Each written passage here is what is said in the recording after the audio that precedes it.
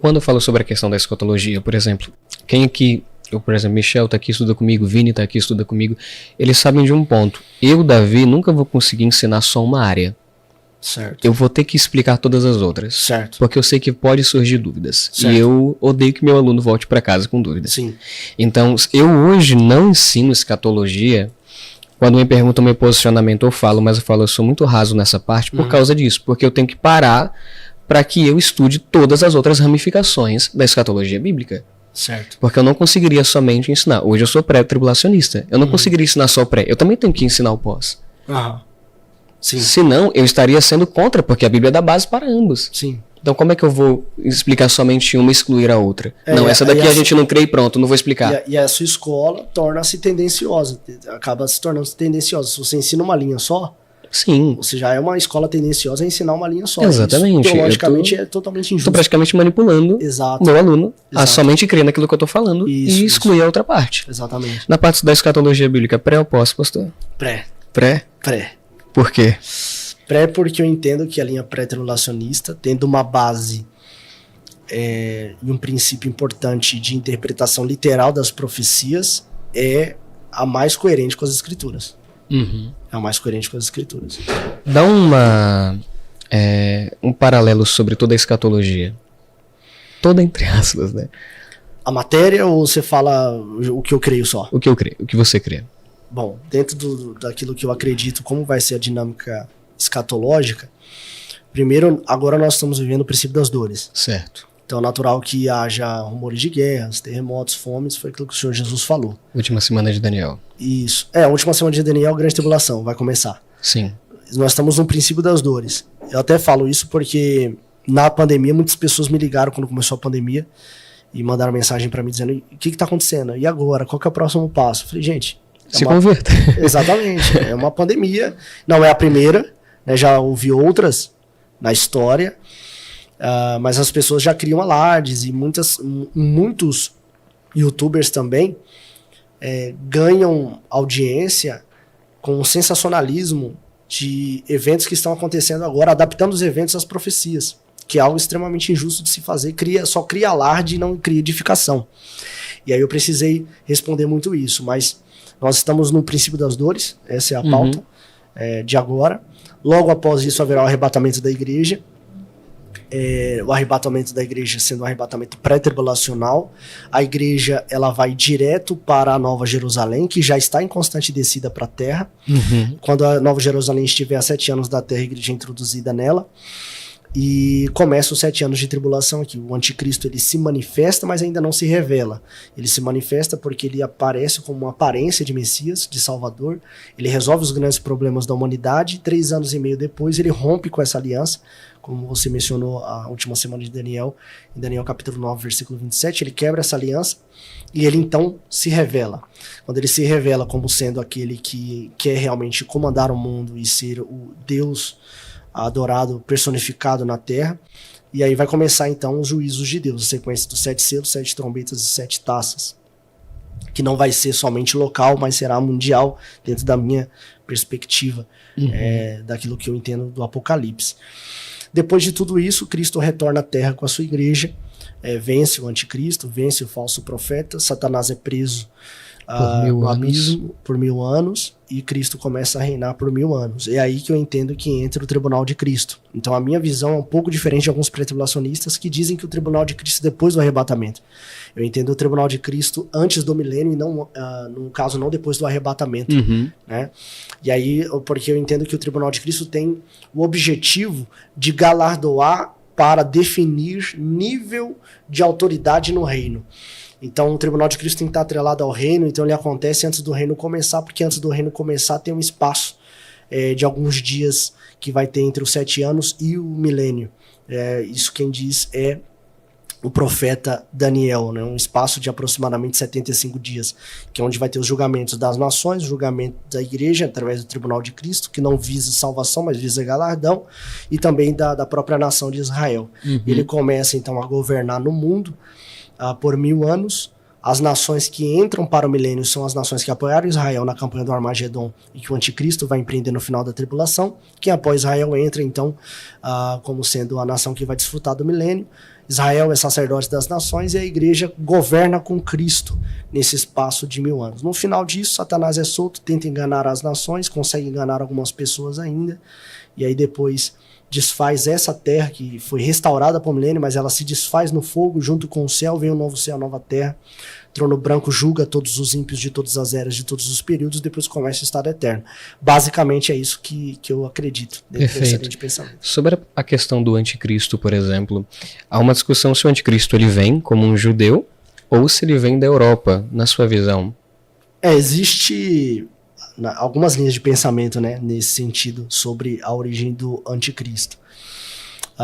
Eu acredito que possa ter realmente uma ligação judaica, ou na sua ascensão, ou na sua etnia, ou realmente na sua genética mesmo. Por quê? Porque a ideia das profecias é que parte do povo de Israel acredita que ele é o Messias. Sendo assim, teria que vir de uma linhagem. Exatamente. Ele precisa ter pelo menos uma certa ligação genética com os judeus.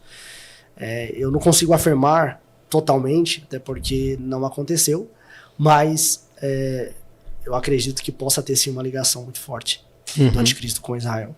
Quando a igreja é arrebatada, o Espírito Santo é retirado com a igreja? Essa pergunta é muito boa. E eu gosto muito de falar sobre isso, porque essa foi uma das maiores mentiras que se propagou, foi propagada na história. Esse é meu ponto de vista. Perfeito. Eu explico isso agora, porque eu acho muito estranho você tirar de um lugar, levar para outro alguém que está em todos os lugares ao mesmo tempo. Se nós acreditamos na divindade do Espírito Santo, que ele é coigual, coeterno e consubstancial com o Pai e com o Filho, eu não posso remover alguém que está em todos os lugares ao mesmo tempo de um lugar para o outro. Segundo, eu não posso eliminar Marcos capítulo 13, que diz que o Espírito Santo vai dar às testemunhas que estiverem aqui capacidade de testemunhar na tribulação. Terceiro, a Bíblia diz que haverá uma onda enorme, uma massa enorme de conversão durante a tribulação. A gente vê isso em Apocalipse capítulo 7, a partir do versículo 11, em que dá uma multidão de muitos povos, línguas e nações que estão diante de Deus, e aí João pergunta quem são. Na verdade, o ancião pergunta para João não sabe responder, diz tu sabes, e o ancião diz assim, e são aqueles que vieram da tribulação. Bom, se o homem não tem a capacidade de se achegar até Deus, como nós estávamos falando agora na soteriologia, e somente o Espírito Santo ilumina, convida e capacita, então ele tem que estar aqui para fazer essa obra de salvação. O que eu acho é que muda o poder de atuação. Então, o poder e a virtude derramado em Atos 2 é retirado. Então, é o poder que é retirado e não a pessoa permanece. Mas o poder e a virtude de distribuição de dons e capacitação para pregação é diferente. Vai mudar nesse sentido, porque isso é para dispensação da igreja. Tirando isso, não haverá, por exemplo, proveito em ter dons espirituais na grande tribulação. Sim. Porque não há tempo de edificação, e os dons é para edificação.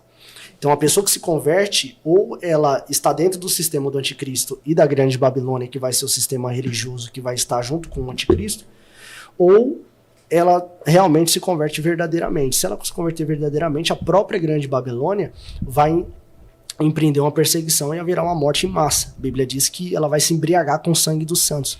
Então eu acredito que realmente os dons não têm proveito para o período tribulacional. O Alexandre Bispo perguntou, em Mateus 25:10, a parábola das 10 virgens diz que, após as noivas entrarem, a porta se fechou. Levando isso em consideração, pode-se dizer que não haverá uma segunda chance para a igreja? Acredito que não, baseado no que acabou de ser dito aqui. Sim, porque eu preciso entender qual prisma que eu vou olhar para a parábola, né? Tem essa questão também. Se eu entender que aquela porta fechada está falando da salvação, eu vou ter que interpretar toda a parábola com base nessa interpretação da porta.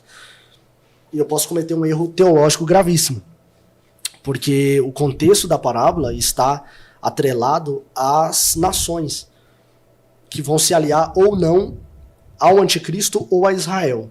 Então as virgens prudentes seriam as nações que apoiariam Israel, e as virgens loucas seriam aquelas que apoiariam o anticristo.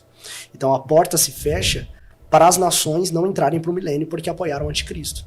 Então essa é a perspectiva, esse é o prisma que eu olho para essa parábola. Então eu não enxergo isso como sendo porta da salvação, até porque como eu mencionei, Apocalipse 7, versículo 11, mostra uma salvação em massa na grande tribulação. João diz que não consegue contar a multidão que está diante do trono com palmas de vitória nas mãos. Então Deus salvará sim na grande tribulação. Agora a dinâmica vai ser diferente. Vai ser diferente da dinâmica de hoje, porque a pessoa precisa se posicionar, isso vai lhe custar a vida, né? Vai lhe custar a vida, porque se a pessoa se posicionar, ela não vai poder aderir à marca da besta. Se ela não aderir à marca da besta, ela não consegue comprar nem vender. Então isso custa a vida dela, e tirando a perseguição que virá sobre os verdadeiros cristãos. Vinícius do Carmo, é possível afirmar que o livro de Daniel é um livro 100% escatológico? Não, 100% não, mas eu colocaria um 70%. Porque, por exemplo, do 1 ao 6 é histórico, do 7 ao 12 é escatológico, é apocalíptico a gente chama, né? O gênero é apocalíptico. Porém, o capítulo 2 também aponta para algo do futuro, que é o sonho de Nabucodonosor. Porque o sonho de Nabucodonosor é a cabeça de ouro, peito e braços de prata, ventre de bronze, pernas de ferro, pés metade ferro, metade barro. Ali é escatológico, porque a grande pedra vem e o último império, que é os pés, que é metade ferro, metade barro, está falando do império do anticristo. Então ele começa 3 anos e meio forte e depois se deteriora. Essa seria a visão. E aí o reino dele se deteriorando, porque ele mesmo vai trair a grande Babilônia no final. E vem a grande pedra e derruba. A grande pedra é Cristo, porque a Bíblia diz que a pedra vem, se estabelece e torna um reino que durará para sempre. Então é escatológico mesmo estando na parte histórica do livro. Né? Então eu acredito que talvez um 70% apocalíptico seja escatológico, seja o livro de Daniel. Michel Welch, pelos tempos que estamos vivendo, geração chega até 2030? Eu acredito que não. Há uma contagem, acho que foi no próprio seminário de Apocalipse, que não passaria de 2028. Não sei se o senhor estava nesse quesito. Não, assim. acho que não. Não estava, né? Acho que foi o professor Rafael e o pastor Dreyfus falou sobre essa questão aí. 2028. 2028. Por uma contagem sua, consegue mais ou menos colocar?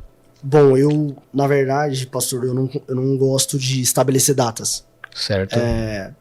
Eu entendo historicamente que todo teólogo que tentou estabelecer datas se frustrou. E pelo fato de eu não querer ser mais um, eu prefiro não mexer com essa parte dos cálculos aí, porque eu acredito que isso é algo próprio só da divindade, só do próprio Deus, do Filho e do Espírito. Veja você que quando explodiu a Segunda Guerra Mundial e Adolf Hitler se levantou, Hitler ele tem todo o protótipo de um anticristo, né, historicamente falando. Sim. A influência, O capacidade... espírito do anticristo, né? Desde Nimrod. Isso, exatamente. Então a capacidade de falar, a capacidade de persuasão, né, a história diz que os seus sermões inflamavam as massas. E muitos teólogos lançaram livros naquela época, dizendo que ele era o anticristo e que era só esperar 7 anos que Jesus viria. Jesus não veio. Então, todos que tentam... teve uma história também que surgiu no Brasil no ano de 93. Salvo engano, quem fala isso é Cláudio Honor de Andrade, teólogo pentecostal do CPAD. Em 93, um pastor nordestino disse que a igreja seria arrebatada em 93 e Jesus viria em 2000. Devido à contagem do final do milênio. Não aconteceu de novo. Então, assim, todas as pessoas, inclusive, com todo respeito a qualquer pessoa de qualquer outra religião, o berço do adventismo é com Guilherme Miller, que também estabeleceu datas para a vinda de Cristo. As pessoas nos Estados Unidos, isso foi tão forte, ele era um pastor batista a princípio, foi tão forte a notícia divulgada por Guilherme Miller, que as pessoas se vestiram de branco, subiram nas lajes da sua casa, venderam seus bens e esperaram Jesus voltar na data que ele falou. Isso não aconteceu. Ele marcou uma nova data, não aconteceu de novo. Então, devido a todo esse histórico, eu prefiro me abster disso e permanecer preparado somente para que eu possa participar. No crer, 2030 não passa. No crer, eu quero crer que a gente não passa de hoje. Eu queria que esse podcast nem terminasse. Como diz o pastor Josué Brandão, viva todos os dias como se o arrebatamento fosse acontecer naquele dia. Eu olho mais por esse aspecto. Eu acho que isso é mais saudável para a vida cristã, porque foi esse o clima que Jesus criou quando ele deu a ideia da sua vinda iminente. Pode ser a qualquer hora, estar preparados e etc.